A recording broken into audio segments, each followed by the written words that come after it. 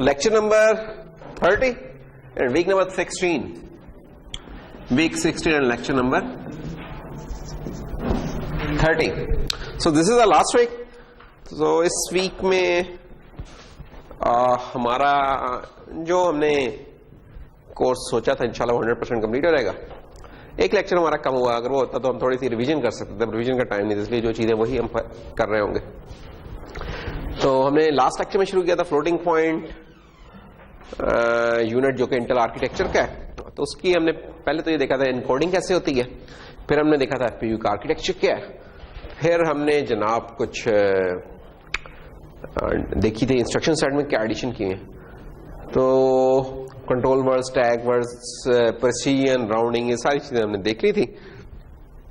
आज हम इसको कंप्लीट करेंगे इस डिस्कशन को और हम देखेंगे कि फ्लोटिंग पॉइंट इंस्ट्रक्शन सेट में क्या क्या हमारे पास अवेलेबल है काम करने के लिए.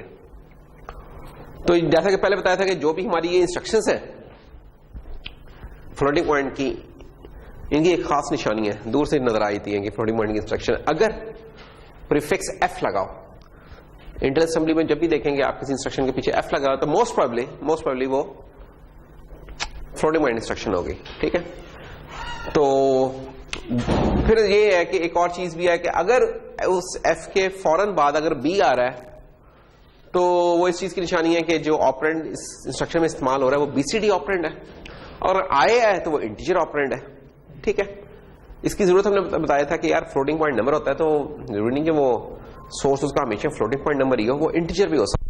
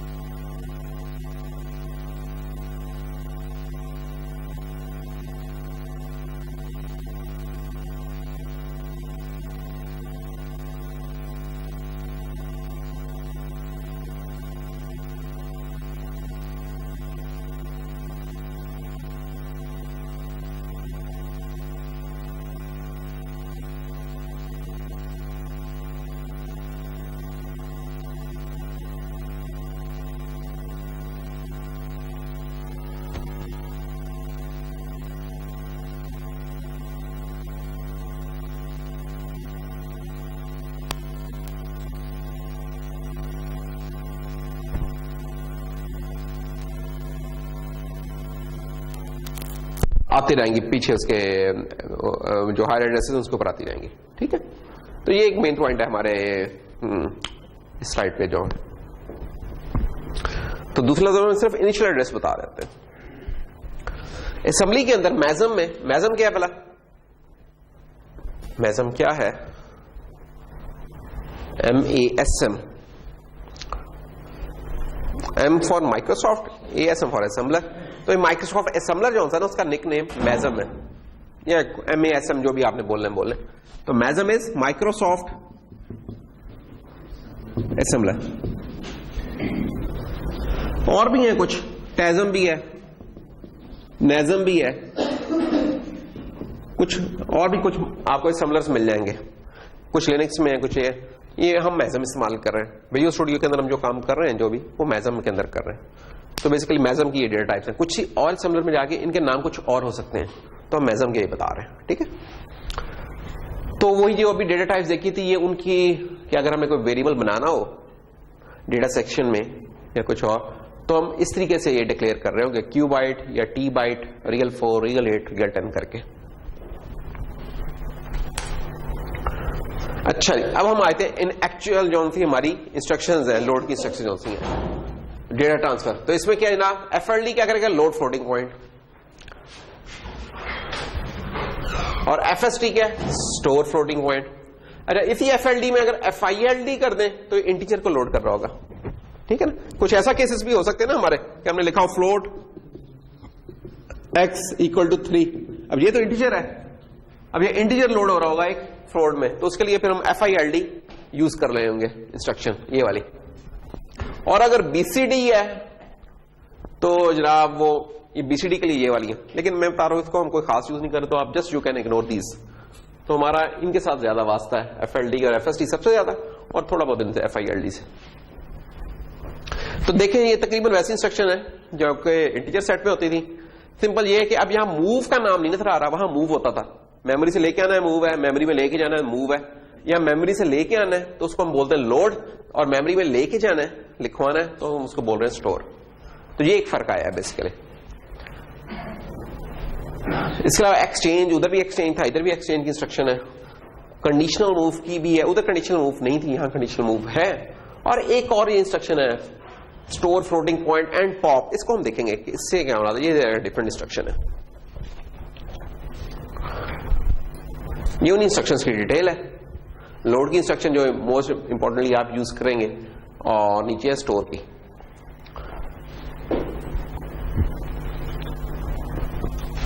अब इसमें जो डिफरेंट चीज है ना, वो ये है FSTP। FSTP क्या होता है कि हमारा, हमने बताया था फ्लोटिंग पॉइंट जो यूनिट है हमारा, ये रजिस्टर्स को ट्रीट करता है एज ए स्टैक। ठीक है, एज ए स्टैक ये ट्रीट करता है। स्टैक में आपको पता है कि चीजें पुश होती हैं और पॉप होती हैं। स्टैक से जब हम कुछ रीड करते हैं तो कुछ पॉप होता है, और जब उसमें लिखवाते हैं तो पुश होती हैं चीजें। अच्छा, लेकिन आपने वो देखा होगा जब डेटा स्ट्रक्चर्स की क्लास में कुछ और, तो वहां एक इंस्ट्रक्शन होती थी टॉप और एक होती थी पॉप। जो टॉप होती थी वो ये क्या करती थी कि जो उसके ऊपर लिखा हुआ है, जो जहां स्टैक पॉइंटर पॉइंट कर रहा है, वो चीज रीड कर ले।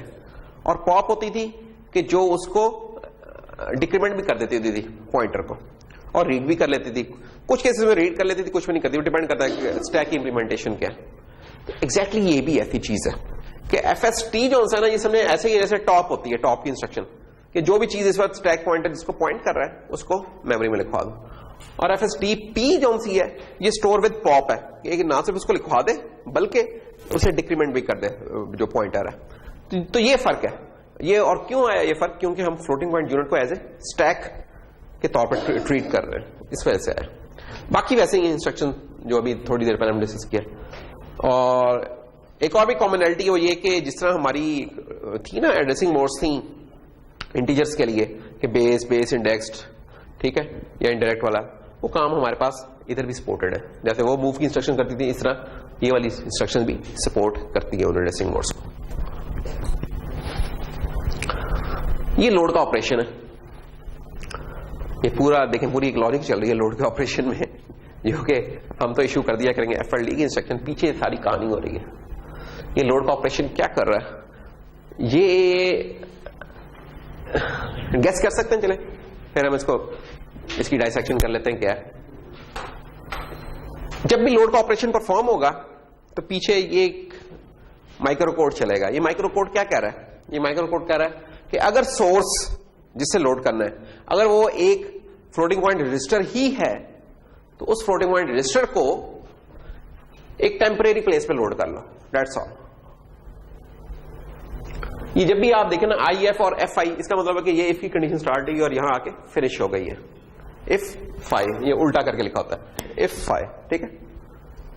ये ना असेंबली है ना ये सी है, कुछ नहीं है, ये सिंपल सूडो कोड है लिखा जा रहा है। तो इसमें बता रहे हैं कि यार इफ और इफ की खत्म हो गई कंडीशन। तो अगर सोर्स हमारा फ्लोटिंग पॉइंट रजिस्टर है तो उसे करेंगे टेम्परेरी में ले जाए, अगर नहीं है तो ये स्किप हो रहेगी, सारी चीज नीचे आ गया। अब ये क्या करेगा? हमें पता है स्टैक कौन सा होता है, वो नीचे की तरफ ग्रो करता है। इंटेल में मेमोरी में भी स्टैक नीचे की तरफ ग्रो करता है और जो फ्लोटिंग पॉइंट रजिस्टर्स का स्टैक है ये भी नीचे की तरफ ग्रो करता है। तो क्योंकि एक नई वैल्यू ऐड होने जा रही है तो ये क्या करेगा? ये डिक्रीमेंट करके नीचे आएगा और नीचे आने के बाद अब दोबारा पूछ रहा है यार सोर्स अगर मेरा मेमोरी ऑपरेंड है तो इस तरह करो कि उसे उठा के ना लोड करके डबल एक्सटेंडेड प्रोसीजन में करो। क्यों? क्योंकि हमारे रजिस्टर में डेटा डबल एक्सटेंडेड प्रोसीजन के फॉर्म में पड़ा होता है और किस फॉर्म में, और लोड करके इसे टॉप ऑफ द स्टैक में, ST0 क्या होता है? टॉप ऑफ द स्टैक इधर ले आओ। और अगर मेमोरी ऑपरेंड नहीं है, ये फ्लोटिंग पॉइंट वाला था तो उसकी वैल्यू तो हमने पहले टेम्प में लोड कर ली थी, तो टेम्प से उठा के इसे ST0 में लेगा। तो ये काम हो रहा है। तो अगर हम देखें, अगर इसकी हम एक पिक्चर सी लेट से अगर बनाना चाहें तो ये कुछ ऐसा है कि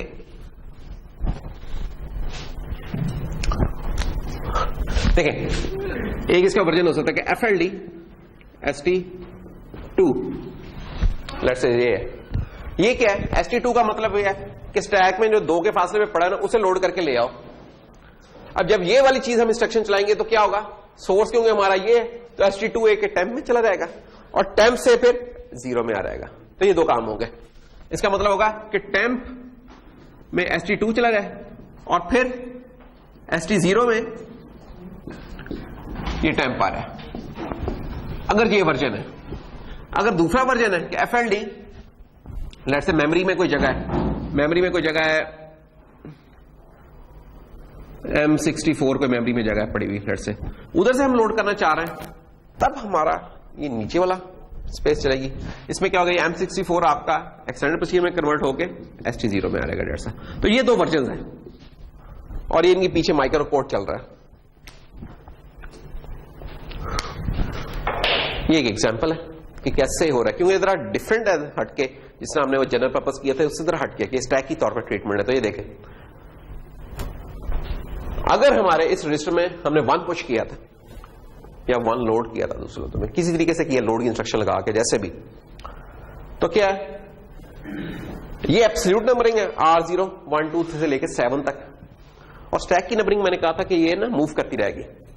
अगर बढ़ रहा है स्टैक तो नीचे की तरफ आएगा, नीचे पहुंचते पहुंचते फिर रैप अराउंड कर जाएगा, चलता रहेगा इस तरह। और अगर डिक्रीमेंट कर रहा है तो फिर भी रैप अराउंड करके चलता रहेगा। तो इस वक्त कोई आर्बिट्रेरी पोजीशन ले लेते हैं कि स्टैक इस वक्त पॉइंट कर रहा है ST0 इस वक्त पॉइंट कर रहा है R3 पे, ये टॉप ऑफ द स्टैक है।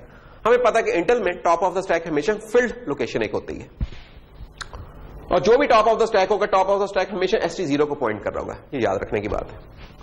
अब हम कहते हैं यार इसमें 2 लोड कर लें, किसी तरीके से हमने 2 लोड कर लिया, तो होगा क्या कि ये top of the stack decrement करके नीचे आएगा और इस जगह के ऊपर 2 लोड कर लेगा। तो ये आप देख सकते हैं कि टॉप ऑफ द स्टैक नीचे आ गया।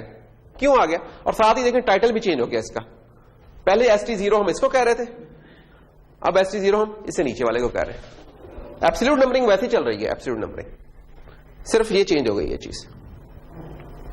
तो जैसे जैसे आप पुश करते रहेंगे ST0 का स्टेटस चेंज होता रहेगा और टॉप भी साथ साथ बदलता जाएगा। तो ये एक इंपॉर्टेंट फर्क है इसमें। ये कॉन्स्टेंट्स लोड करने के लिए कुछ इंस्ट्रक्शंस है। मैंने बताया था कि इमीडिएट हम लोडिंग नहीं कर सकते, तो ये कॉन्स्टेंट्स अगर लोड करने तो क्या करें हम? या तो मेमोरी में पहले से स्टोर करके रख लें, कुछ बहुत ही जो पॉपुलर या यूजफुल कुछ कॉन्स्टेंट है वो ये रखते हैं। FLD1 को लोड कर लेगा, 210 या पाए या 0 1 और 0 काफी यूज होते हैं, तो इनकी इन्होंने इंस्ट्रक्शंस बना दी हैं जालिमों ने। अच्छा जी, फिर ऐसा है कि कंडीशनल मूव भी है। एक आपने अभी तक चीज पढ़ी है जिसे हम बोलते हैं ब्रांचिंग या इफ एल्स। इफ एल्स में क्या होता है, अगर ये चीज होगी तो ये वाला काम कर लो, नहीं तो ये वाला काम कर लो, ठीक है। एक होता है कंडीशनल स्टेटमेंट्स। कंडीशनल स्टेटमेंट्स में क्या कहते हैं कि आप दोनों इंस्ट्रक्शंस चला देते हैं, जो ऑन ट्रू होती है उसका रिजल्ट हमें डेस्टिनेशन में नजर आता है वो, लेकिन वो कंडीशन बेस्ड होता है। हम कहते हैं यार अच्छा अगर तो मूव कर लो, कंडीशनल मूव कर लो अगर इक्वल है, कंडीशनल मूव कर लो अगर इक्वल है, किसमें मूव कर लो, लेट्स से ST0 में मूव कर लो, और कंडीशनल मूव कर लो अगर इक्वल नहीं है तो ST1 में कर लो। ये दोनों इंस्ट्रक्शन आप लिख देते हैं, जो सी कंडीशन होगी उसके मुताबिक वो इंस्ट्रक्शन एग्जीक्यूट हो जाएगी। तो ये कंडीशनल मूव की भी है इसमें इंस्ट्रक्शन। एग्जाम्पल अगर लेट्स से मैं इसको दे दूं, इसकी ये हो जाएगी कि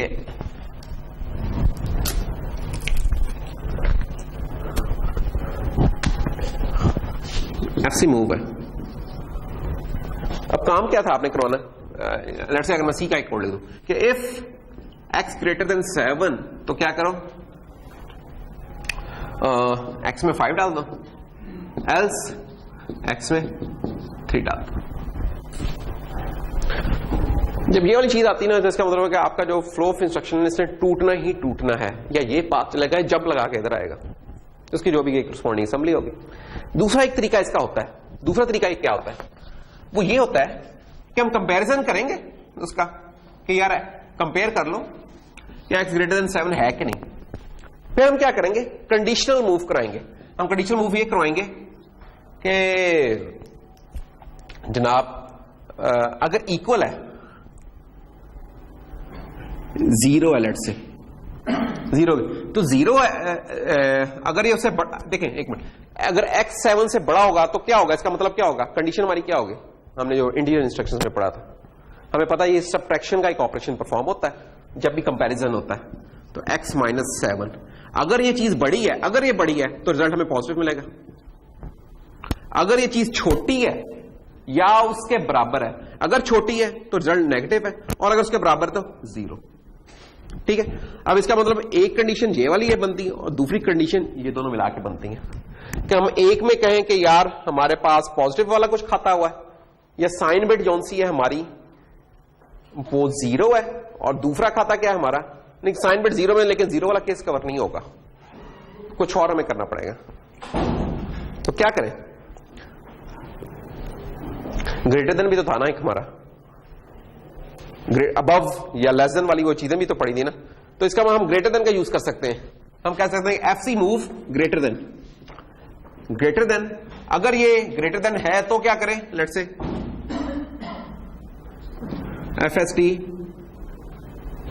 FST हम कह देंगे कि यार जौन सा है ना, ये FST को भी अभी छोड़ दें, अभी जस्ट अगर मैं इस चीज के ऊपर फोकस करवाऊं आपका तो ये हो जाएगा कि कंडीशनल मूव करा दो क्या x में 5, और दूसरी एक इंस्ट्रक्शन लेती मैंने FC मूव, और इसे हम कह देंगे लेस देन इक्वल, इस केस में हम कह देंगे कि क्या कर दो 3।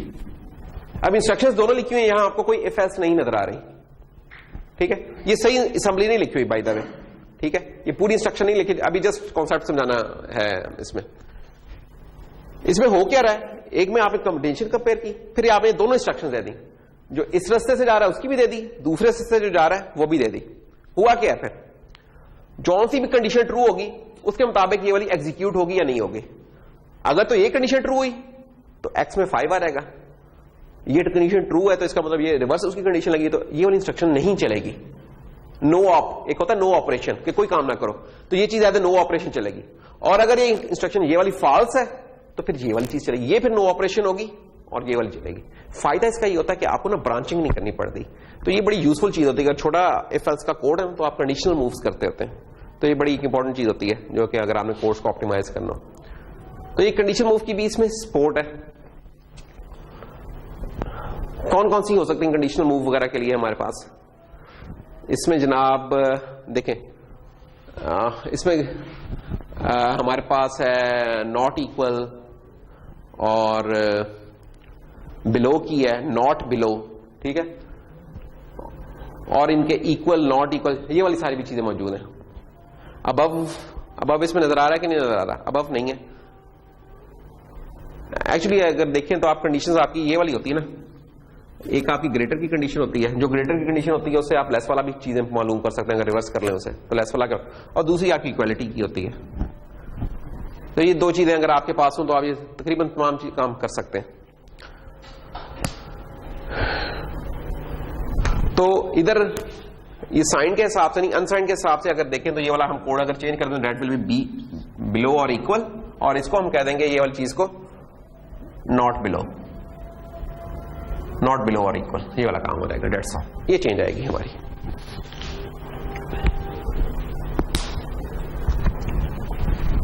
तो ये कंडीशनल मूव है हमारे। फिर इसके अलावा कुछ अरिथमेटिक इंस्ट्रक्शन है फ्लोटिंग पॉइंट में, जो भी अरिथमेटिक होती है, एडिशन, सब्ट्रैक्शन, डिवीजन, मल्टीप्लिकेशन, ये सब कुछ मौजूद है इधर। इसके अलावा कुछ ऐसी इंस्ट्रक्शंस भी हैं जिनका हमें जो कॉम्प्लेक्स ऑपरेशंस परफॉर्म कर रही हैं। कौन कौन से? मसलन स्क्वायर रूट। स्क्वायर रूट एक काफी कॉम्प्लेक्स ऑपरेशन है, तो इसकी भी असेंबली में इंस्ट्रक्शन मौजूद है। और एक्सट्रैक्ट करना एक्सपोनेंट और सिग्निफिकेंट को, इसकी भी एक बनी बनी इंस्ट्रक्शन मौजूद है। सी वगैरह के अंदर तो हमें फंक्शंस लिखने पड़ेंगे, ये असेंबली के अंदर मौजूद है, तो हम इन्हें इस्तेमाल कर सकते हैं। ये एक एग्जांपल देख लेते हैं, इससे सही तरह आइडिया होगा कि यार चीजें कैसे हो रही हैं। ये डॉट प्रोडक्ट का कोड है। डॉट प्रोडक्ट काफी एक इंपॉर्टेंट ऑपरेशन है जो कि आपका जितने भी डिजिटल डोमेन है ना उनमें काफी इस्तेमाल हो रहा होता है। डीएसपी में बहुत ऑपरेशन आता है, कम्युनिकेशन में ऑपरेशन बहुत आता है डॉट प्रोडक्ट का। होता क्या, ये मल्टीप्लिकेशन विद एडिशन, ठीक है, मैक का ऑपरेशन होता है, मल्टीप्लाई एक्यूमुलेट का ऑपरेशन होता है। तो यहां देखें आप, अगर ये डॉट प्रोडक्ट देखना है क्या है, ये दो नंबर्स मल्टीप्लाई हुए, ये दो नंबर्स मल्टीप्लाई और ऐड हो गए। ये ऑपरेशन ना आपका बार बार आ रहा होता है। जितने भी फिल्टरिंग आप करते हैं, कन्वोल्यूशन वगैरह, पता नहीं आप लोगों ने पढ़ लिया कि नहीं पढ़ लिया, सिग्नल सिस्टम में क्या, तो उसके अंदर उसकी जो इक्वेशन है ना वो यही वाली इक्वेशन है बेसिकली बनती। अगर वो इक्वेशन दो एलिमेंट्स की हो ना, 0 से लेकर 1 तक अगर वो चले, तो समझेंगे लेफ्ट वाला ऑपरेंड h ऑफ x है और दूसरा h ऑफ k और दूसरा x ऑफ k है। तो ये इस तरह की इक्वेशन है।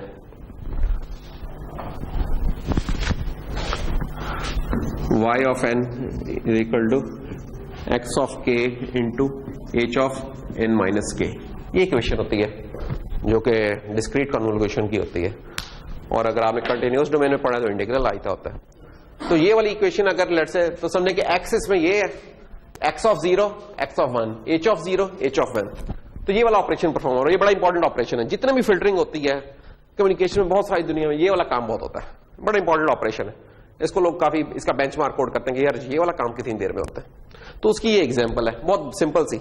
एक्चुअल डॉट प्रोडक्ट तो जरा लंबी चौड़ी होती है, 100 एलिमेंट्स की, 200 एलिमेंट्स की होती है। ये सिर्फ हमने 2 एलिमेंट्स की हुई है।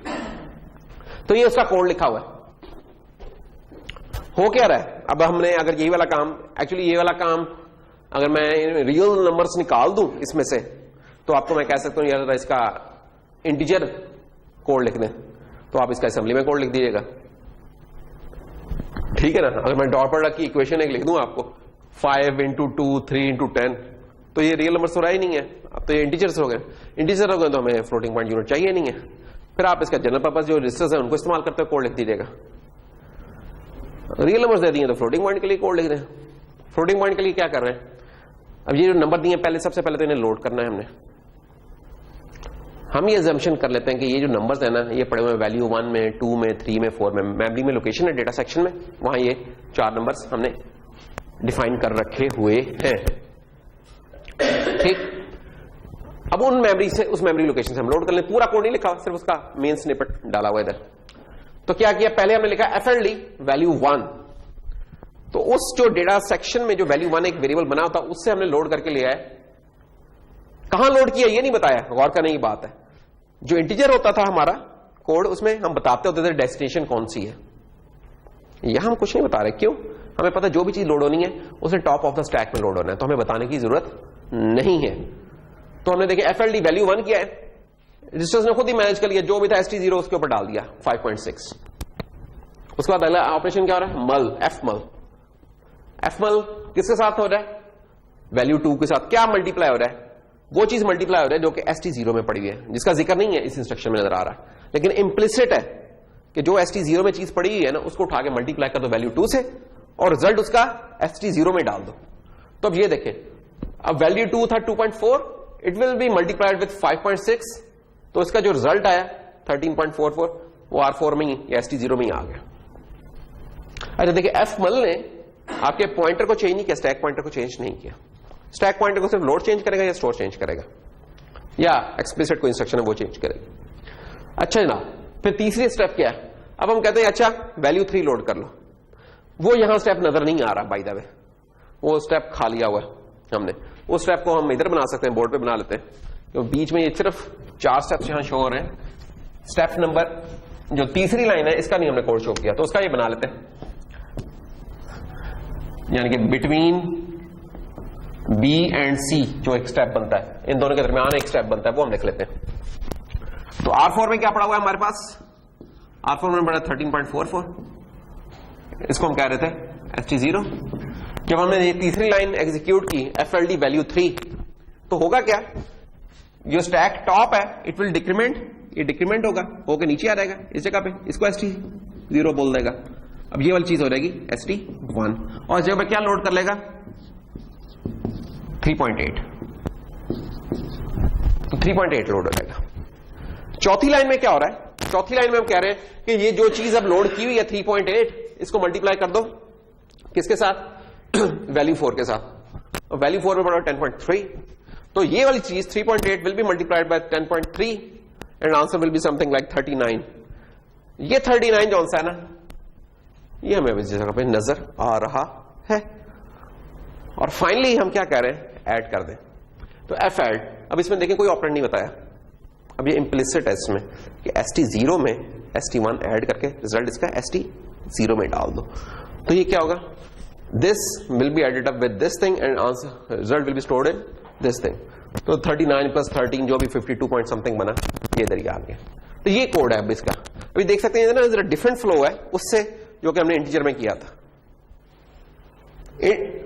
जब स्टोर होगा ST0 में होगा, ST0 में इन सब इंस्ट्रक्शन में ST0 में हो रहा है।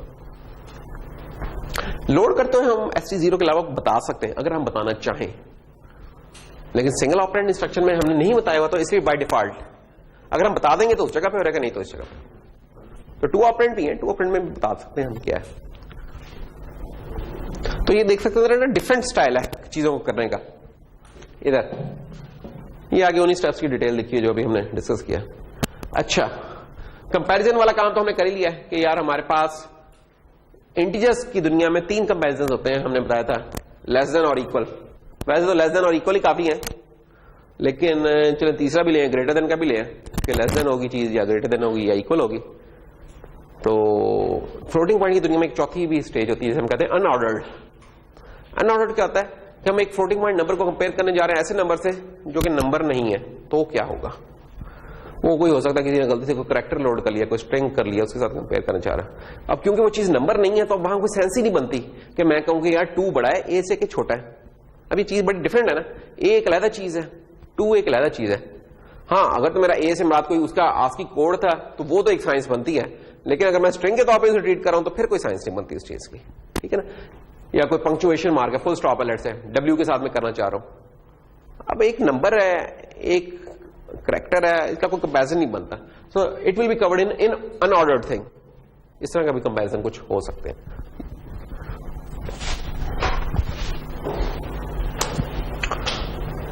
तो ये वही कंपैरिजन की कुछ इंस्ट्रक्शंस वहां होती थी। कंपैरिजन की इंस्ट्रक्शन CMP की एक इंस्ट्रक्शन थी कंपेयर की, जो कि फाइंड के लिए भी चलती थी, अनसाइंड के लिए। यहां हमारे पास क्या है? fcom या fcomp। फिर अच्छा, उसमें अनऑर्डर्ड वाला भी हो सकता है, इंटीजर वाला भी हो सकता है, फ्लोटिंग वाला भी हो सकता है, ये मुख्तलिफ हो सकते हैं चीजें। तो ये कुछ कंपैरिजन की इंस्ट्रक्शंस हमारी। अच्छा, एक और इंटरेस्टिंग अब एक टॉपिक, कंडीशनल मूव का हमने देखा था ना कि कंडीशनल मूव से हमने काम किया था, लेकिन अगर हमें ब्रांचिंग करनी पड़ जाए तो कैसे ब्रांचिंग करते हैं? अब ये बोली चीज है डिस्कस होने लगी। इसके लिए ना ब्रांच वाला कोड अगर लिखना, उसके 2 मैकेनिज्म्स हैं फ्लोटिंग पॉइंट में, ओल्ड और न्यू। ओल्ड में क्या आता है, न्यू में क्या आता है, ये हम देख लेते हैं। ओल्ड वाला जो मैकेनिज्म था ना, वो P6 जो था, क्या लेकिन जो 98-99 में जो प्रोसेसर आया था उससे पहले वाले प्रोसेसर्स में होता था। और न्यू वाला मैकेनिज्म उनके बाद वाले में भी है, ओल्ड वाला भी अभी तक सपोर्टेड है और न्यू वाला भी सपोर्टेड है। इंटेल वाले पुराने फीचर्स को खत्म नहीं करते, वो भी पड़े रहते हैं, नए भी डाल देते हैं, डाल ही जाते हैं, ठीक है ना। तो ये इनका एक कमाल है। उसे होता क्या, इनका कोड ही ऐसा होता है ना, जो एप्लीकेशन कोई 2000 में लिखी थी वो अभी भी कंपैटिबल होगी नए प्रोसेसर के साथ, ये कोई होता है। ओल्ड मैकेनिज्म में क्या होता है, ओल्ड मैकेनिज्म में हम क्या करते हैं कि हम कंपेयर करते हैं।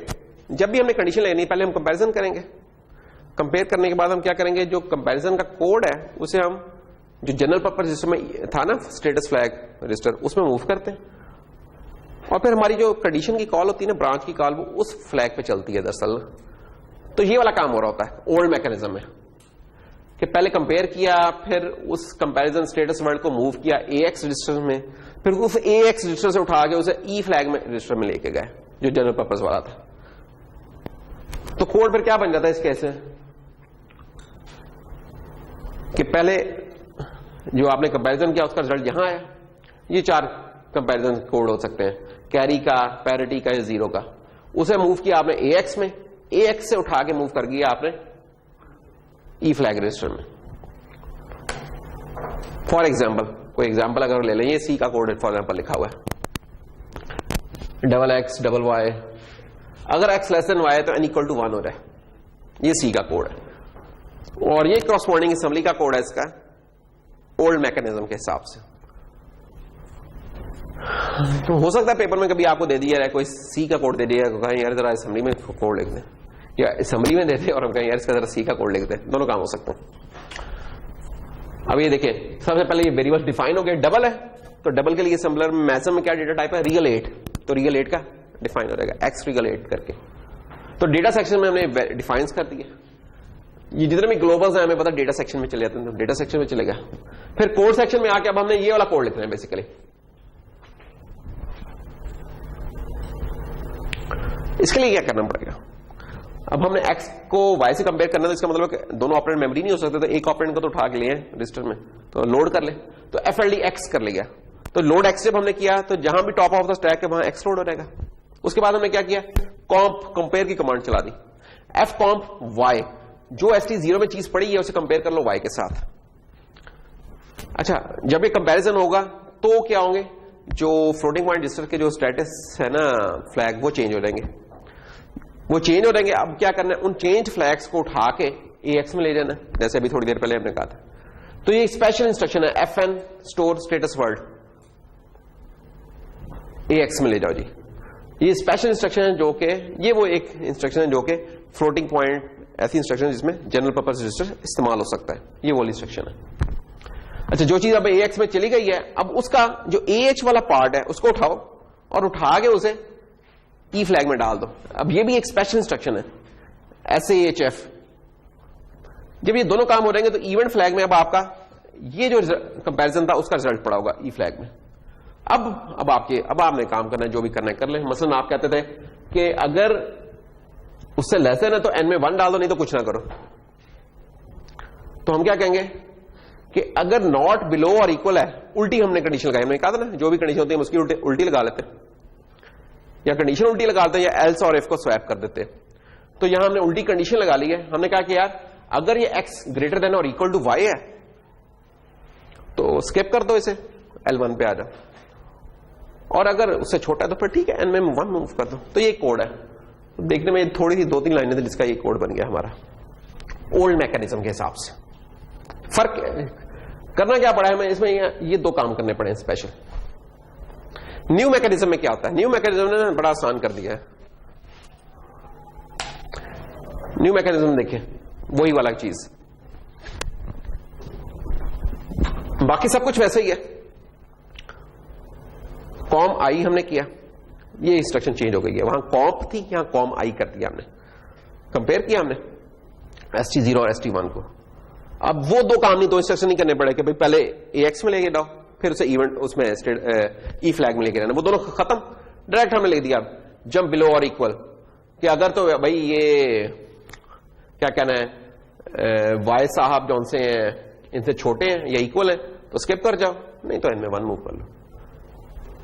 तो आप लोगों को मैं यही रिकमेंड करूंगा कि आप न्यू वाला मैकेनिज्म यूज करें। अगर कभी कोई कोड आ भी रहा है इस तरह करने को तो न्यू वाला यूज करें, वो मुश्किल वाला काम ना करें, ये ज्यादा आसान है। सिंपल आपको इसमें ये वाली चीज याद रखनी है, बाकी स्ट्रेट फॉरवर्ड है चीज, सिर्फ ये वाली चीज याद रखनी है। तो ये न्यू मैकेनिज्म और ओल्ड मैकेनिज्म ये वाला था, जिसमें एक तो कॉम्प था आया, दूसरी ये इंस्ट्रक्शन थी और तीसरी ये थी, ये तीन चीजें थी। यहां ये वाला काम है, ठीक है। इक्वालिटी की कंपैरिजन हमने लास्ट भी क्लास में डिस्कस कर लिया था कि यार इक्वालिटी वाला कोई खाता होता नहीं है इसमें एग्जैक्टली इक्वल का, क्योंकि सिर्फ प्रिसीजन चेंज करने से ही हमारे नंबर जरूरी नहीं कि इक्वल रह जाएं। तो ये एक एग्जांपल है इसकी, आप वेरीफाई भी कर सकते हैं इसको कोड लिख के कि क्या करें आप। अब ये जो कोड है mathematically speaking it should result into 0, this code should result into 0 के √2 इंटू √2 इक्वल टू 2, है ना, ऐसा हो रहेगा। And 2 - 2 should be equal to 0। लेकिन इन एक्चुअल इसका जो रिजल्ट आ रहा है कुछ ऐसा आएगा, आप परफॉर्म करके देख लीजिए ये काम। 4.44 इंटू 10⁻⁻16, और ये भी उस सूरत में जब डबल प्रिसीजन में, और सिंगल में हुआ तो ये काफी जरा ज्यादा होगा एरर इनफैक्ट इसमें।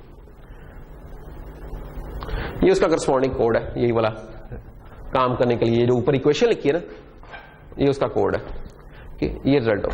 तो हमने लास्ट टाइम इसका क्या रेमेडी क्या बताई थी, रेमेडी इसकी ये बताई थी कि आप क्या करें, आप एग्जैक्ट इक्वलिटी ना देखा करें, थ्रेशोल्ड रख लिया करें कि यार ये डिफरेंस आया है उसका एब्सोल्यूट अगर किसी एक लेवल से कम है तो हम कहेंगे ये बराबर ही है नंबर, तकरीबन बराबर है नंबर, अगर उससे ज्यादा तो हम कहेंगे ये बराबर नंबर नहीं है। तो थ्रेशोल्ड का कंसेप्ट हमने लास्ट क्लास में कर लिया था, इसलिए इसको मैं स्किप करता हूं उस कोड को। लेकिन जो सी में लिखा था अगर उसको असेंबली में करना तो ये उसका कोड है कि कैसे आपने इक्वालिटी चेक करनी है कि दो नंबर्स हैं उनकी कैसे इक्वालिटी चेक करनी है। क्या सबट्रैक्ट करें, उसका एब्सोल्यूट ले लें, एब्सोल्यूट लेने के बाद आप उसे एक थ्रेशोल्ड से कंपेयर कर लें, ठीक है। अगर उस थ्रेशोल्ड से कह लें कि ज्यादा है तो इधर आ जाएंगे, ठीक है। अगर रेंज में आ रहा है तो स्किप कर लेंगे आप उसे, दैट्स ऑल। अच्छा जनाब, वो थी कुछ कंपैरिजन की इंस्ट्रक्शन। अब इसके अंदर कुछ और भी, पूरा कैलकुलेटर है ये प्रोसेसर हमारा, यानी कि पूरे प्रोसेसर के अंदर ये बिल्ट इन चीजें दी हुई हैं। मसलन क्या, ट्रिग्नोमेट्रिक इंस्ट्रक्शंस भी दी हुई हैं। अब हमें पता है कि वो जो सी वाला हम काम करते हैं हैश इंक्लूड करके, वो इवन उसके अंदर हमने जब ये साइन को साइन का काम करना तो हमें मैथ की फाइल इंक्लूड करनी पड़ती है, ऐसा ही है ना। लाइब्रेरी जनाब ये प्रोसेसर के अंदर डायरेक्टली सपोर्टेड हैं चीजें, sine cosine sine cos tan arc tan जो भी है जनाब करें उठा के फाइंड, यहां कोई मसला ही नहीं, ले ये करता है। तो ये बड़ी खतरनाक सी चीज है ये प्रोसेसर हमारा। लॉगरिथमिक काम भी करता है, एक्सपोनेंट्स निकालने, लॉगरिथम निकालने, स्केलिंग करनी है ना, अभी उठ के आता है कामों के लिए। अच्छा, तो ये कुछ हमारी इंस्ट्रक्शन है। लेकिन ये जो इंस्ट्रक्शन है ना, ये देखने में तो आपको एक सिंगुलर इंस्ट्रक्शन नजर आती है, पीछे इसका पूरा एक माइक्रो कोड चल रहा होता है प्रोसेसर के अंदर ना, एक कह लें दोबारा एक और माइक्रो कोड चलता है जो कि एक काम कर रहा था, वो ट्रांसलेट कर रहा था। अच्छा, फिर वो इंस्ट्रक्शन जो होती थी वो सिंगल साइकिल नहीं होती। पिक में हमने देखा था कि जो भी रिस्क प्रोसेसर में हमने देखा था इंस्ट्रक्शन हमारी ज्यादातर क्या थी, सिंगल साइकिल थी या 2 साइकिल्स थी, इससे ज्यादा नहीं थी इंस्ट्रक्शंस। इधर ऐसा नहीं है, इधर ये काफी ज्यादा ले सकती हैं साइकिल्स। कितने ज्यादा, उसके लिए अगर मैं आपको ये फॉर एग्जांपल ना, ये एक बड़ी अच्छी एक डॉक्यूमेंट है,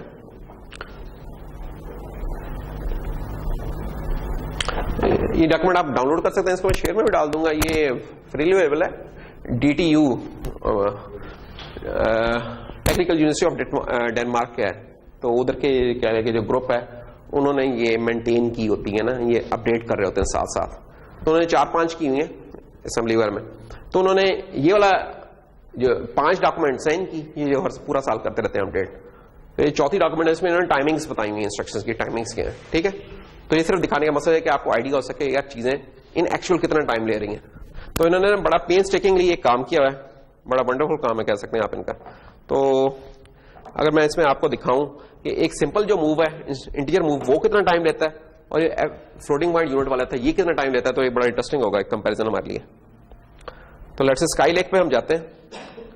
स्काई लेक ये 2-3 साल पहले तक जो आते रहे हमारे प्रोसेसर, मेरे ख्याल में इसके अंदर मेरा स्काई लेक ही होगा प्रोसेसर डला हुआ। तो इसके लिए अगर हम देखें तो क्या है कि ये देखें मूव की इंस्ट्रक्शन की वेरिएशन देख लें आप। सिंपल मूव जो इंटीजर मूव था उसके लिए माइक्रो ऑपरेशंस कितने 1 और लेटेंसी उसकी 1 है, ठीक है, और थ्रूपुट उसकी 0.25 है। अच्छा, अगर रजिस्टर टू रजिस्टर हो रहा है, अब ये देखिए, ये ध्यान में रखिएगा, ये वाली फिगर एक ध्यान में रखिएगा। अब हम आते हैं लेट्स से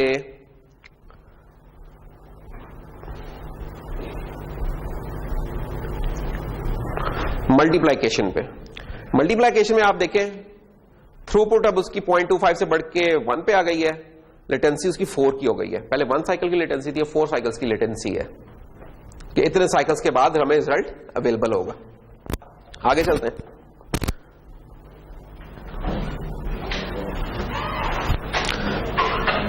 ये फ्लोटिंग पॉइंट की है, कैसे हमें पहचान गया? एफ का प्रीफिक्स नजर आ गया हमें, हम पहचान गया, भाईजान ये तो फ्लोटिंग पॉइंट की है। फ्लोटिंग पॉइंट में अब आपके देखें आप इंटीजर मल्टीप्लिकेशन बाद 2 से 3 साइकिल की लेटेंसी थी, यहां कितनी है 5 साइकिल की लेटेंसी, बढ़ गई है फ्लोटिंग पॉइंट की लेटेंसी आके। अच्छा, मैथ वाले फंक्शंस देखें, इनके क्या हालात है। अभी जो हम जिक्र कर रहे थे ना एफ साइन का, ये देखें एफ साइन की कितनी लेटेंसी है 50 टू लेके 120 साइकिल्स की हो सकती है। कहां 1-1, 2-2, 3-3 थे, और इधर लेटेंसी देखें 120 साइकिल्स तक जा रही है।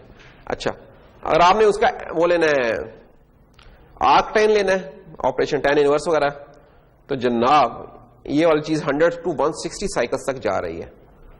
तो ये आपके लिए तो कॉम्प्लेक्सिटी छुप गई, लेकिन पीछे प्रोसेसर को काम करना पड़ रहा है उसी तरह बेचारे को, और कितना काम करना पड़े इतना काम करना पड़े। और ये ऐसी चीज है जो कि शायद पाइपलाइन भी नहीं हो सकती, तो ये हमें पड़ेगी हर ऑपरेशन पे ये वाली कॉस्ट इतनी। तो ये थी हमारी कुछ लेटेंसी की। अगर आपने ज्यादा डिटेल में देखना हो तो ये डॉक्यूमेंट आप चेक कर लीजिएगा इंस्ट्रक्शन टेबल्स की, ठीक है ना। तो इनकी इस ग्रुप की और भी बड़ी अच्छी कुछ डॉक्यूमेंट्स है, अगर जस्ट आपने ज्यादा अच्छे तरीके से एक्सप्लोर करना ना तो आप ये देख सकते हैं, बड़ी इंटरेस्टिंग डॉक्यूमेंट्स हैं। अगर आपने कभी इसमें ज्यादा अच्छा देखना, सॉफ्टवेयर को सी में ऑप्टिमाइज करना हो, उसकी गाइड नंबर 1 है, तो ये इंटरेस्टिंग हो सकती है आपके लिए। कभी लिनक्स विंडोज पे काम कर रहे हो और फंक्शंस कॉल कर रहे हो, मुख्तलिफ ऑपरेटिंग सिस्टम में क्या कन्वेंशन हो सकती हैं, उसके लिए डॉक्यूमेंट नंबर 5 है। ये जो खुली हुई डॉक्यूमेंट, ये डॉक्यूमेंट नंबर 4 है, जिसमें इंस्ट्रक्शंस की लेटेंसीज, थ्रूपुट और माइक्रो ऑपरेशंस बताए हुए हैं, ठीक है। और अगर माइक्रो आर्किटेक्चर देखना हो तो ये डॉक्यूमेंट 3 है, तो ये भी उतना हमारे कोर्स के हिसाब से डॉक्यूमेंट 3 भी उतना इंपॉर्टेंट है। अच्छा, तो इसके साथ हमारा फ्लोटिंग पॉइंट वाला काम हुआ खत्म, और अब हम आते हैं अपने लास्ट आर्टिकल की तरफ, विच इज इंटेल सिमडी टेक्नोलॉजी।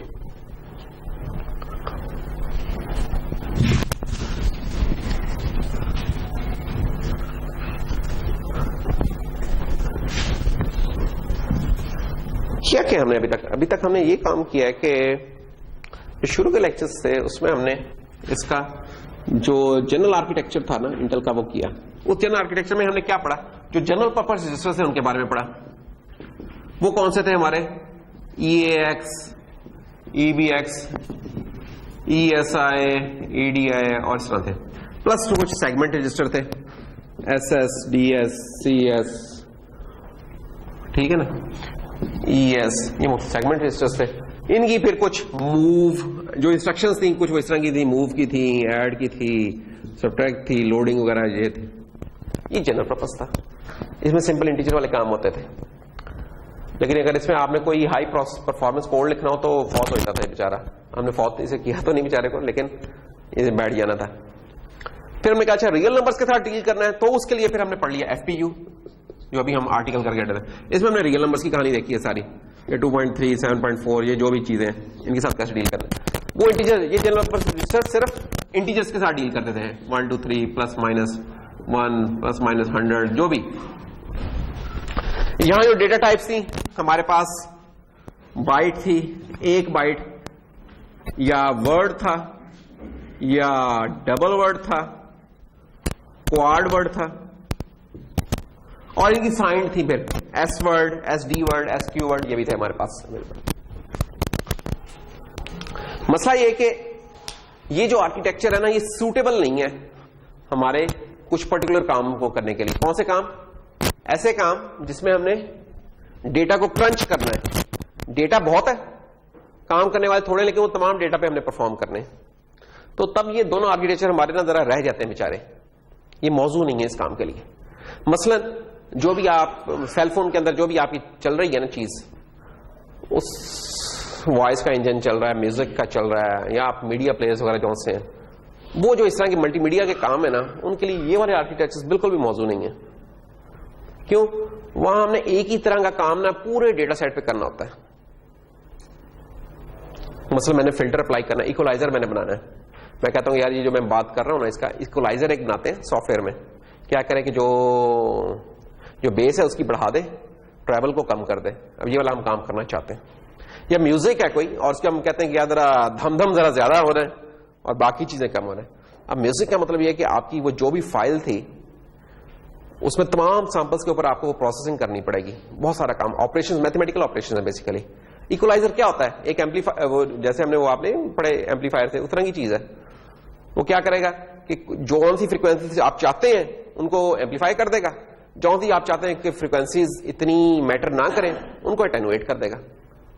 और डिजिटल वर्ल्ड में ना ये बहुत आसान होता है एम्पलीफाई करना या अटेनुएट करना। क्या? मल्टीप्लिकेशन आपने करनी होती है। 1 से बड़े नंबर से मल्टीप्लाई कर दें तो एम्पलीफाई होती है चीज, 1 से छोटे नंबर से मल्टीप्लाई कर दें तो अटेनुएट होती है। एनालॉग वर्ल्ड में ऐसा नहीं होता। एनालॉग वर्ल्ड में आपको पूरे जितना ट्रांजिस्टर्स वगैरह लगा के काम करने पड़ते हैं। डिजिटल वर्ल्ड में बहुत आसान काम है, सिंपल एक मल्टीप्लाई की ऑपरेशन है, तो जो कि उस फ्रीक्वेंसी को उठा देगा या नीचे कर देगा। ठीक है, तो हमें पता है जो धम या इस तरह की आवाज आती है बीट वाली, ये लो फ्रीक्वेंसीज पे होती है। जो आपके होते हैं ना वूफर्स वगैरह होते हैं, वो 50 हर्ट्ज या इस तरह की फ्रीक्वेंसीज के ऊपर होते हैं कुछ।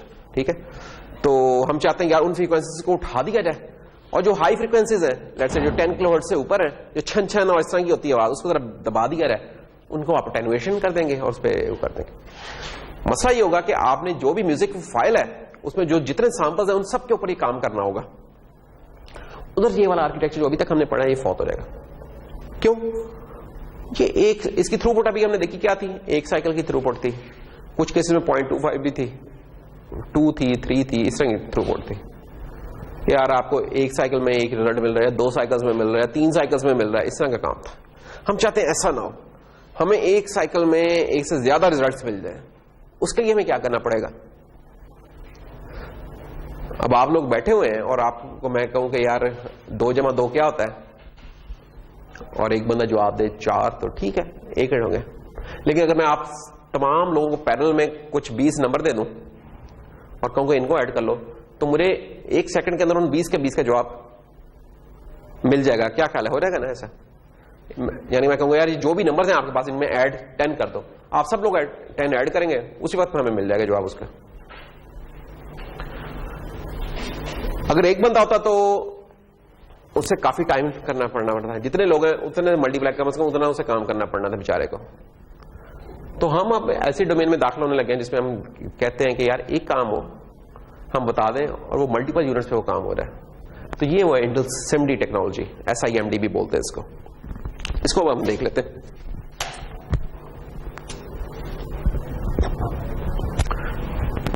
प्रेजेंटेशन आउटलाइन है, इसमें कुछ ABC लिखी हुई नजर आ रही है। शुरू में MM पढ़ लें, MX पढ़ लें, फिर SSC, SSC2, SSC, पता नहीं कुछ इस तरह के लफ्ज हैं। तो ये देखते हैं क्या चीजें हैं, इनको रीड क्या हम करते हैं। MMX स्टैंड्स फॉर, इसको MX नहीं पढ़ रहे थे, हम MX पढ़ रहे थे जो ट्रेड नेम है इसका। और this is known as multimedia extensions, कि जो भी आपका ये प्रोसेसर था इसमें हमने एक्सटेंशन डाल दी किस चीज की, मल्टीमीडिया के लिए। ये मल्टीमीडिया को जरा अच्छे तरीके से चला दे, प्रोसेसर में ऐसी कोई चीज डाल दी। ये कब इंट्रोड्यूस करवाई थी? ये जनाब इंट्रोड्यूस हुई थी P2 प्रोसेसर फैमिली में, यानी कि कोई 96-7 में अराउंड, 96 के अराउंड ये इंट्रोड्यूस हुई थी P2 फैमिली में। और ये मल्टीमीडिया एक्सटेंशन टेक्नोलॉजी करती क्या है? ये single instruction multiple data execution model को सपोर्ट करती है। एक इंस्ट्रक्शन देंगे लेकिन वो मल्टीपल डेटा के ऊपर चलेगी वो चीज। आउटकम इसका क्या होता है जब ये वाली चीज इंट्रोड्यूस कर दी? इसका फायदा ये होता है कि आपकी जो मीडिया कम्युनिकेशन की एप्लीकेशन है वो फास्ट हो जाती है। जब वो यही वाली चीजें जब इसके ऊपर चलती है ना तो जनाब 2 टाइम्स 4 टाइम्स 8 टाइम्स तेज चलेंगी as compared to this thing. ये एक फायदा है इसका। फीचर्स क्या है इसके? कोर फीचर्स क्या है? ये जनाब MMX क्या करता है, ये हमें अलाउ करता है कि हम 64 बिट में ना डेटा को पैक कर सकते हैं। ये पैक का लफ्ज़ हमने पहले इस्तेमाल नहीं किया था। हम कह रहे हैं कि 64 बिट में डेटा को हम पैक कर सकते हैं। क्या पैक कर सकते हैं? पैक है क्या बाय द वे? पैक ये है, देखिए ये एक नेचुरल प्रोग्रेशन है। ये वाली चीज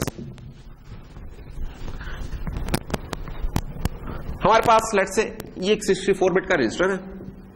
अगर मेरा सिर्फ एक बाइट के ऊपर ऑपरेशन होता, सिर्फ एक बाइट के ऊपर लेट से, तो मैंने इसका ये वाला हिस्सा यूज करना था। करते थे ना जब हम जनरल पर्पस रजिस्टर में थे, क्या होता था? AX AL AH, इस पूरे को AX कह देते थे और इस पूरे को EX कह देते थे।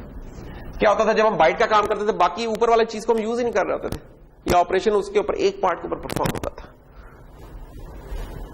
आइडियली देखें, अगर कोई हमें कहे यार ये नहीं है, हमें सारा काम करना है, फुल इस्तेमाल करना है, आइडियली क्या होना चाहिए कि मैं यार अगर बाइट्स के ऊपर ही काम करना है तो मैं इस जगह के ऊपर 4 बाइट्स रख सकता हूं, तो मैं चाहूंगा उन चारों बाइट्स के ऊपर एट द सेम टाइम हम काम कर सकें। तो इस आर्किटेक्चर में तो ये पॉसिबल नहीं था कि जो मल्टीमीडिया एक्सटेंशन है इसमें ये पॉसिबल है कि हम कर सकते हैं ये वाला काम। इसमें अब क्या कर सकते हैं, 64 बिट वाइड रजिस्टर है, तो इसका मतलब हम इसमें कितनी बाइट्स पैक कर सकते हैं। एक बाइट 8 बिट की हो गई तो 64 डिवाइड बाई 8 बाइट्स हम इसमें पैक कर सकते हैं इस एरिया में। 8 बाइट्स या 4 16 बिट वर्ड्स या 2 32 बिट वर्ड्स हम इसमें पैक कर सकते हैं। तो इसने हमें पैक डेटा टाइप्स दे दी हैं और फिर इंस्ट्रक्शंस दी हैं जो उन पैक डेटा साइट्स के ऊपर चलती हैं। तो ये वो हमारी टाइप्स हैं, डेटा टाइप्स नहीं है। Packed byte, packed word, packed double word. इस केस में क्या 8 आ गई, इस केस में 4 आ गए, इसमें 2 आ गए। 64 में यानी कि जितना आ सकता है उतना आ रहेगा। ठीक है,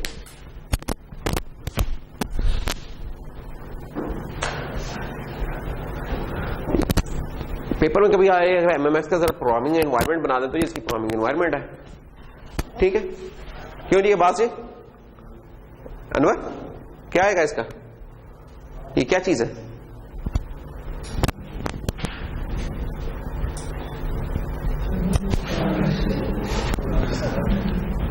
क्यों जी अनवर?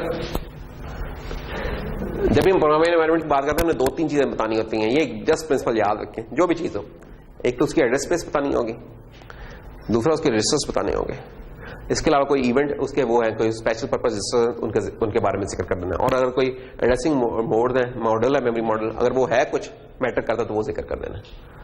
तो इसके प्रोग्रामिंग मॉडल में क्या होगा, ये 8 MMX रजिस्टर्स, बाकी वो जो पुराने वो जनरल पर्पस रजिस्टर थे वो भी हैं शामिल, और ये एड्रेस स्पेस है 32 बिट की पूरी एड्रेस स्पेस।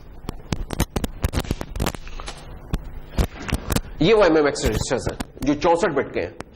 इनकी नंबरिंग क्या है, इनको नाम हम क्या देंगे, MM0 1 2 अप टिल 7, और ये सारे रजिस्टर 64 बिट्स के हैं।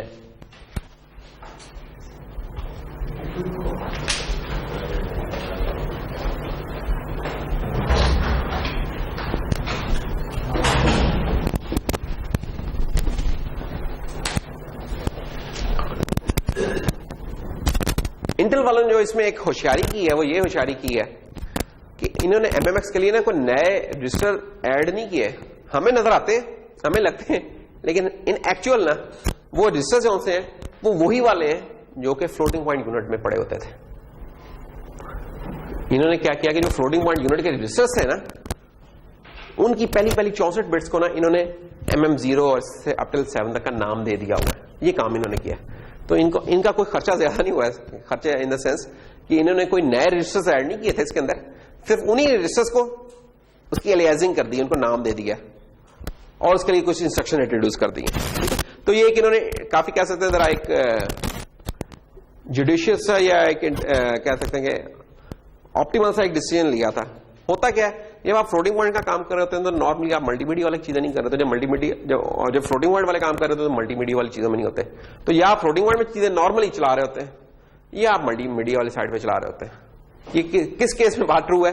जब आपके सिंगल टास्किंग होते थे कंप्यूटर, जब इस तरह का। आजकल का इस तरह नहीं है, अब ये चीज थोड़ी सी बदल भी गई है। ये वो आर्किटेक्चर जो कि 20 साल पहले था बेसिकली।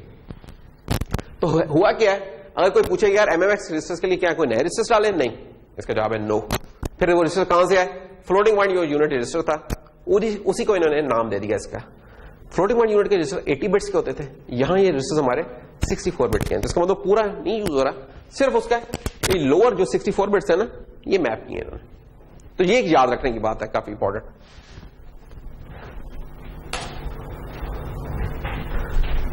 इससे पहले हम आगे बढ़े, कुछ ये जो टर्म है ना जो अभी हम बार बार कह रहे हैं, SIMD और ये वो, ये हमें जरा पता हो कि यार इसकी क्या वेरिएशंस है। तो ये फ्रेंच टैक्सोनॉमी है, इसमें हम कहते हैं कि एक इंस्ट्रक्शन, अभी तक जो हमने पढ़ा था ना वो ये वाली चीज पढ़ी थी, सिंगल इंस्ट्रक्शन सिंगल डेटा। क्या होता था? मूव करो, ऐड करवाया आपने, क्या ऐड करवा लें, या EAX में जो चीज पड़ी उसे ऐड कर दें EBX में। एक इंस्ट्रक्शन थी, डेटा भी वही था जो एक एक आइटम था। अब हम जो करने जा रहे हैं, अब हम करने जा रहे हैं सिंगल इंस्ट्रक्शन मल्टीपल डेटा। एक इंस्ट्रक्शन होगी और मल्टीपल डेटा आइटम्स के ऊपर वो चलेगी।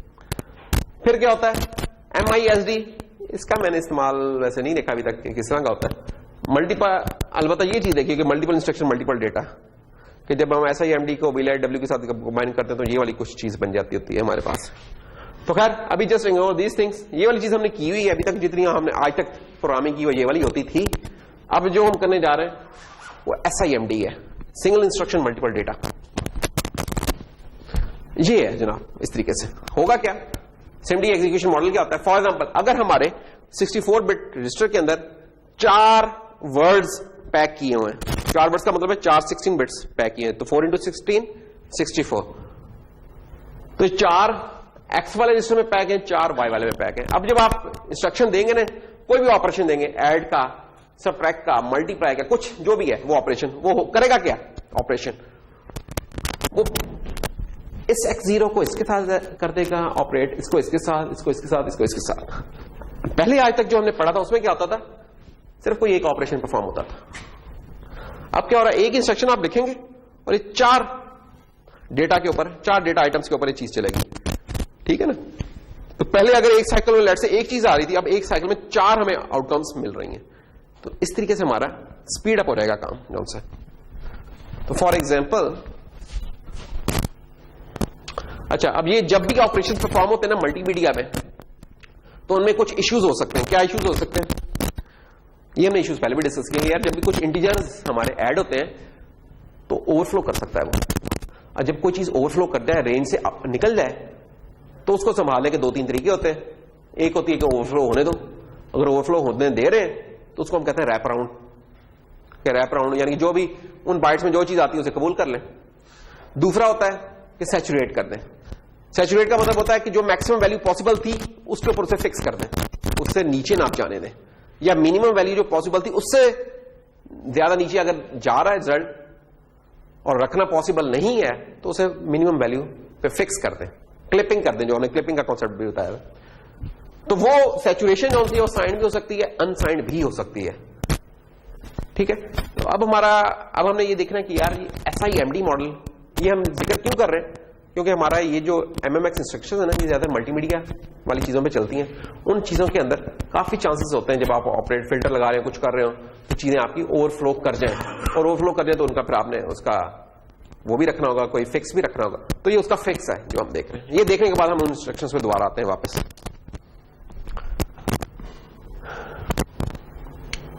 केस क्या हो सकता है? फॉर एग्जांपल केस ये हो सकता है कि आपका पता है कि जो ब्लैक होता है उसको हम किससे शो करते हैं? बाइट वैल्यू क्या होती है ब्लैक की? 0, और व्हाइट की क्या होती है? 8 बिट्स के अंदर, ब्लैक एंड व्हाइट के अंदर हम ग्रे स्केल में फिर रहे हैं, तो 8 बिट्स के अंदर हम ब्लैक किसे बोलते हैं और व्हाइट किसे बोलते हैं? ब्लैक 0 होता है, व्हाइट 0 होता है।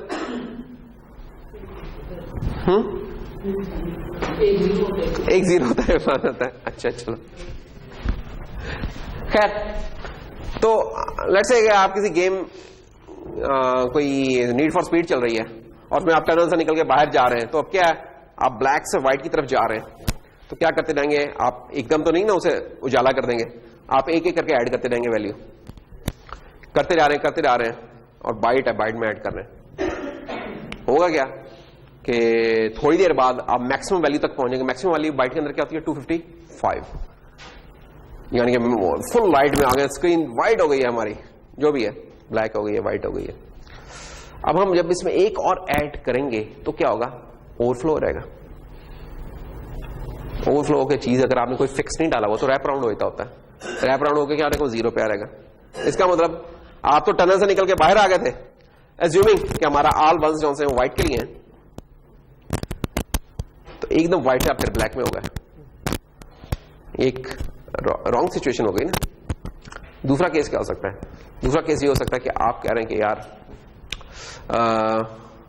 लेट्स से मैं वॉल्यूम बढ़ाना चाह रहा हूं, बढ़ाते बढ़ाते एक ऐसा केस है कि जो ऑडियो सैंपल्स है उनकी वैल्यू अब 16 बिट के अंदर नहीं आ रही। नॉर्मली ऑडियो सैंपल्स हमारे 16 बिट्स के अंदर होते हैं, नॉर्मली नहीं आ रही, आपने वॉल्यूम थोड़ा सा और बढ़ाया तो बजाय कि वो बढ़ते या उधर ही रहते, वो रैप राउंड हो गया। अब ये एरर केसेस है, इनको फिक्स करने का, तो ये जो सैचुरेशन मोड है ना हमारे, इन चीजों का फिक्स करती हैं, ठीक है ना।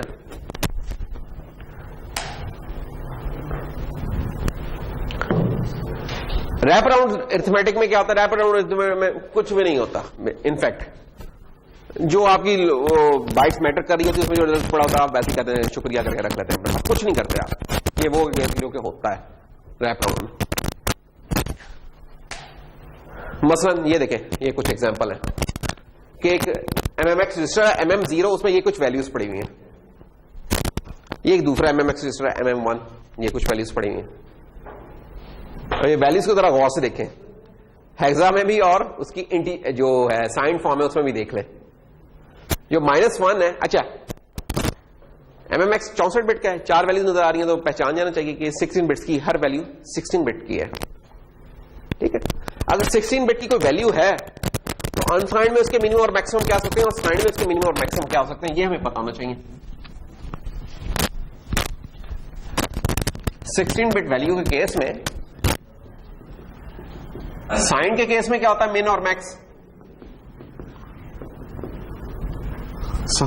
साइंड के केस में क्या होता है और अनसाइंड के केस में क्या होता है। तो साइंड के केस में मिनिमम होता है हमारे पास -32768, मैक्सिमम होता है 32767, और अनसाइंड के केस में मिनिमम हमेशा 0, मैक्सिमम हमेशा 65535, मोस्ट प्रोबेबली ये होगा। इन दोनों को अगर मैं सम कर लूं, अनसाइंड सम, तो ये वाली वैल्यू आ जाएगी। तो ये मैंने लिखा है 2's कॉम्प्लीमेंट फॉर्म में। अगर इसकी मैं करस्पॉन्डिंग हेक्सा वैल्यू लिखूं तो ये वाली चीज हेक्सा में बराबर है किसके, हेक्सा में ये चीज बराबर है -32768, that will be 0x8000 and this thing will be 0x7FFF। ये चीज हेक्सा में 0x0000 जीरो ही है, जीरो हमेशा जीरो ही है, और ये चीज 0xFFF ऑल F। ये अब आपको पता होना चाहिए कि यार क्या रेंजेस हैं अगर आपने ये वाला काम ठीक करना है या गलत करना है, जो भी है आपके पास। तो अच्छा क्या हो रहा है, जब मैं अब इनको ऐड की इंस्ट्रक्शन करूंगा ना, तो ऐड का मतलब क्या कि जो कॉरस्पॉन्डिंग नंबर है वो ऐड हो जाएंगे।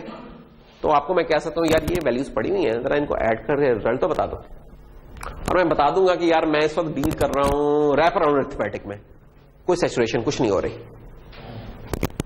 क्या आएगा जवाब, ये अब आपसे सवाल होगा, तो देख लें क्या जवाब है। ये केस कौन सा इधर डिस्कस हो रहा है इस वक्त, क्योंकि साइन लिखे हुए नजर आ रहे हैं आपके पास, तो इसका मतलब हम डिस्कस कर रहे हैं इस वक्त साइन वाला केस, ऊपर वाला।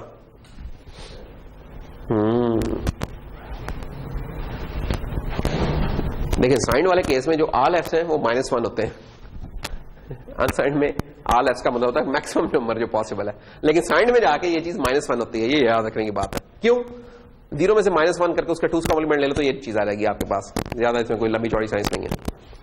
अच्छा अब हम करना क्या चाह रहे हैं, कि यार FFF ऐड हो रहा है, अगर FFF में तो क्या जवाब आएगा रैप राउंड के बाद? तो चाहे एग्जाम में कर लें, चाहे आप इस तरीके से कर लें, -1 प्लस -1 क्या होगा जवाब?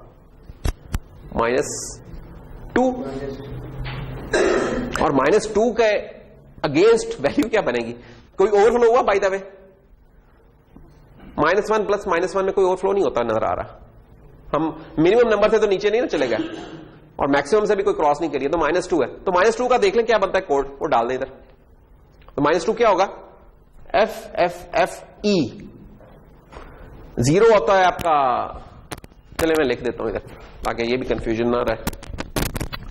ये देखें थोड़ी सी अंग्रेजी नंबर्स की कि जो 0 होता है डेट इज 0x000, 1 क्या होता है 0x0001, -1 क्या होता है 0xFFF, -2 एक और इसमें कम कर ले आप 0xFFE, -3 हो रहेगा 0xFFD, सी कहां से आ गया, जंप लगा दी, तो ये -3 होगा और ये टिक टिक टिक टिक पहुंचते पहुंचते पहुंच जाएगा -32768 पे, जो कि है हमारा 0x8000, और -32767 क्या है हमारा 0x8001। तो यूं चल रहा है नंबर, जाते जाते जाते यहां तक पहुंच रहे हैं। और पॉजिटिव साइड पे जाए तो 2 तो आपको पता ही है, लेकिन अगर मैक्सिमम पे चले जाए कि 32767 मैक्सिमम नंबर है, तो वो रहेगा 0x7FFF, और 32766 हो रहेगा 7FFE एंड सो ऑन। जब रैप राउंड होता है ना, तो ये होता है कि ऊपर से गिर के गुड़ुम नीचे गिरेंगे, जैसे सामने काटता है वो लूडो में, नीचे आगे गिरते हैं। वो तो 0 पे आगे गिराता है, ये उल्टी साइड पे ले जाके मारता है। खैर इधर हमने ये वाले काम कुछ देखने के क्या हो रहे हैं इनमें से। तो -1 प्लस -1 इज -2। -2 का कोड क्या बन रहा है इधर देखें, दिस वन। तो पहले केस में हमारे पास जवाब आ रहेगा FFFE। तो -2 का कोड ये है, कोई ओवरफ्लो नहीं हुआ, कोई परेशानी की बात नहीं है फिलहाल। मसला इसमें गड़बड़ी होगी, अगर आप कैलकुलेटर लेके शुरू हो गए ना इसको ऐड करना, फिर परेशान हो जाओगे, क्योंकि कैलकुलेटर तरह घबरा जाता है 2's कॉम्प्लीमेंट में एडिशन करते हुए। जब वहां आप लिखोगे ना ऑल F और फिर नीचे लिखोगे ऑल F और इनको ऐड करोगे, ये कोई और बड़ा सा नंबर बन जाएगा, जो कि इंतहाई परेशान कौन होगी बात, क्या ख्याल है?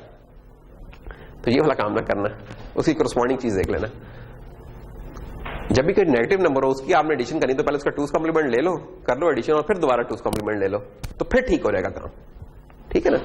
मसलन जब इसका 2's कॉम्प्लीमेंट लेगो तो डेट विल बी 1, इसका 2's कॉम्प्लीमेंट ले लो तो डेट विल बी 1, 1 + 1 2, अब इसका 2's कॉम्प्लीमेंट बाहर ले लेंगे तो -2 वाले हम पहुंच जाएंगे, ठीक। फिर जवाब हमारे पास ठीक आ रहा होगा। तो पहले केस का तो वही जवाब आ गया। इस केस में क्या होगा? इस केस में ओवरफ्लो कोई होगा कि नहीं होगा, पहले तो ये सवाल है, क्या यहां कोई ओवरफ्लो होगा? जब -32768 में मैं और कम करना चाहूंगा -1, तो प्रेजेंटेबल ही नहीं है। क्यों?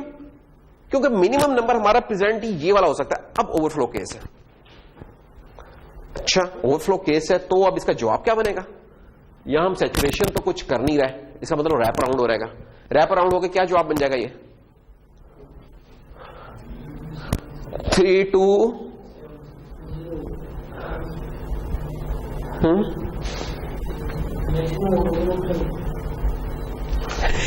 ये मिनिमम नहीं है, this is not the minimum, this is the minimum thing. Negative numbers में मिनिमम ये -1 इज नॉट, ये बहुत बड़ा नंबर है नेगेटिव की तरफ, -1 is quite bigger than this number. लेकिन अब मैं इसमें से भी थोड़ा सा और काट रहा हूं, क्या -22768 से इधर नीचे गिर जाए भाई, तो क्या हो जाएगा? हम होगा ये कि जब हम इसमें कुछ और ऐड करना चाहेंगे बेसिकली, तो हम मैक्सिमम पॉजिटिव मैक्सिमम नंबर पे पहुंच जाएंगे, which is a positive number, हम 7FF पे पहुंच जाएंगे यहां। तो here the result will B 7FFF, ये आ जाएगा इस केस में। आगे आ रहे, ये मैक्सिमम पॉजिटिव नंबर है, इसमें मैं मैक्सिमम पॉजिटिव नंबर में एक और ऐड करना चाहता हूं, अगेन तो यहां भी ओवरफ्लो हुआ, यहां अंडरफ्लो हुआ, यहां ओवरफ्लो हो रहेगा। अब ये मिनिमम पे आ रहेगा। मिनिमम कौन सा? इस पे आ रहेगा। ये देखने में तो लग रहा है कि यार यहां ओवरफ्लो होगा, लेकिन यहां हो नहीं रहा। क्यों? क्योंकि ये -1 है, ये 1 है। -1 + 1 जवाब आया 0।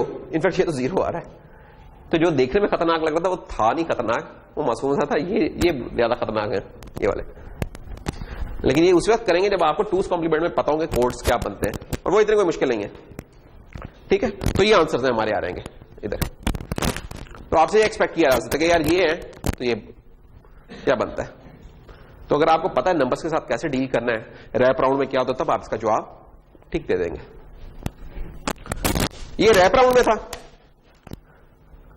ये तो वही जो अभी मैंने टेबल बनाया साइंस सैचुरेशन का। साइंस सैचुरेशन के साथ क्या होगा इनका आंसर? वही पीछे वाले नंबर्स हैं, नंबर्स में कोई फर्क नहीं, रिजल्ट अब चेंज हो जाएगा।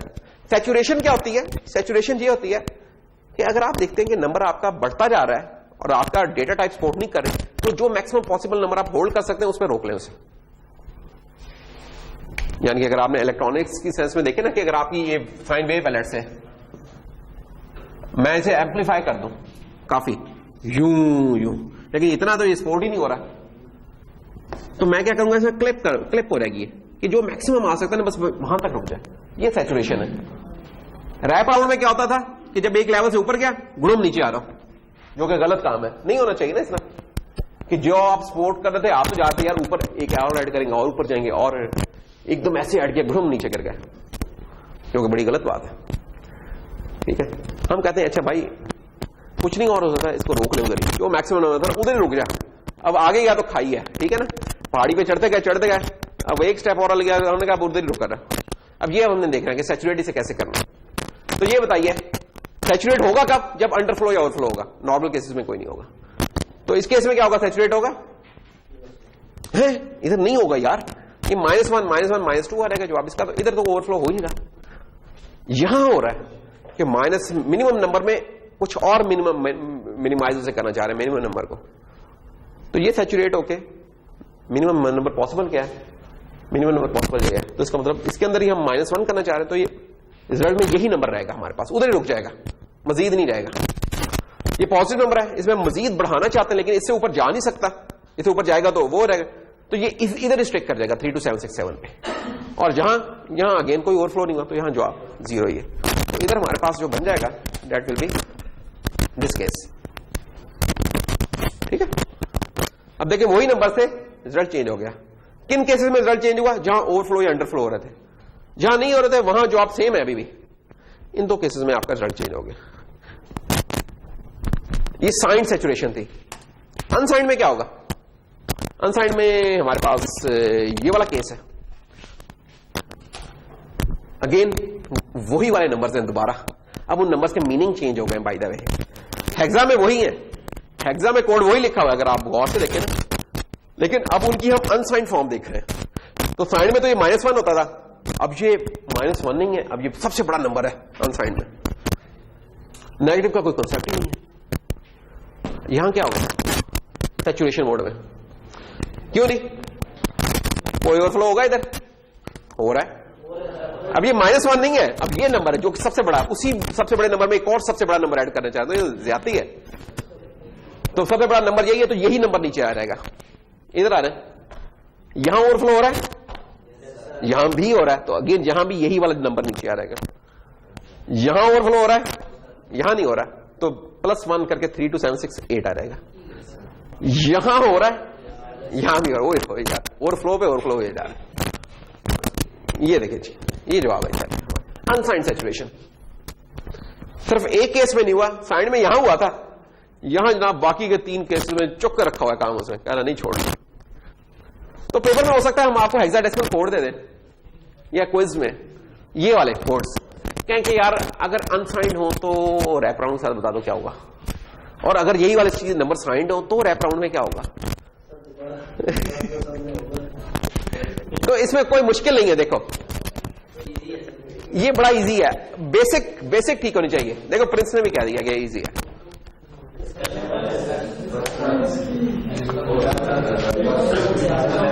ये वही वाली चीज देखो, अब उसी चीज का जायचा इकट्ठा करके बना दिया, उसी चीज का जायचा। ये वही वाले नंबर्स हैं, रेड में लिखी हुई उनकी साइंड फॉर्म, ब्लू में लिखी हुई उनकी अनसाइंड फॉर्म। रैप अराउंड में क्या होगा, जो आप साइंड में क्या होगा सैचुरेशन में, और अनसाइंड में क्या होगा, वो सारे जो पीछे आपने किया था उसकी एक स्लाइड समझ रही है बेसिकली। तो ये देख सकते हैं आपके जवाब कैसे चेंज हो रहे हैं हमारे। एक काम अभी भी हमने नहीं किया, अनसाइंड रैप अराउंड नहीं किया, वो भी आया था तो और मजेदार होता काम। चलो पेपर में पूछ लेते, कुछ नहीं। अच्छा, तो out of range conditions handling, तो जनाब जो हमारी ये अरिथमेटिक इंस्ट्रक्शंस है ना, ये सपोर्ट करती है हमारी आउट ऑफ रेंज। आज क्या क्विज है? नॉर्मली जिस दिन क्विज होता है उस दिन आप लोग नहीं बताते कि यार क्लास का टाइम ओवर हो गया है, यानी कि इन जनरल आप लोगों का ये पैटर्न होता है। हाँ, आज क्विज नहीं है तो कल होगा फिर क्विज, है ना? तो कल आखिरी क्विज इंशाल्लाह। किस में से होगा भला? फ्लोटिंग पॉइंट में से, इसमें से भी थोड़ा सा। चलो दोनों तुम लोगों की रिवीजन है, क्विज से तुम्हें पता चलेगा पेपर में कैसे सवाल आ रहे हैं। तो कल हम इंशाल्लाह रखेंगे एक और क्विज। पिछले कर नहीं दिए थे, अगले वाले नहीं किए, ओहो मिड वाले किए थे, चलो उसके बाद वाले। मिड के बाद हमारे 2 क्विज हुए मेरे ख्याल में, है ना? हाँ 2, तो इसलिए कल एक और करना पड़ेगा ताकि जरा ऑनेस्टली मेरे जेब से निकल गया था उसका। तो मैं चेक, मैं कोशिश करता हूं। पेपर कब है? 31 को हमारा। इंशाल्लाह 31 का तो बड़ा टाइम पड़ा है अभी। हाँ 31 से पहले इंशाल्लाह कर देंगे, ठीक है? जब आप प्रोडक्ट करने का क्या प्लान है? प्रोडक्ट वगैरह नहीं करना है? नंबर कटवा देने आप लोगों ने? आधे नंबर तो मेरा में कट गए आप लोगों ने लास्ट वीक करना है। अच्छा एक मिनट देख ले कि कमिंग अट्रैक्शंस क्या है हमारी।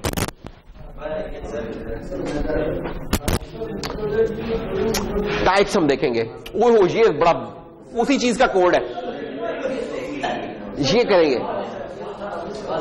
बड़ी मजेदार चीज है, एक्साइटिंग चीज है, इंशाल्लाह ये हम करेंगे। तो ठीक है, आज का फिर हम इधर क्लोज करते हैं और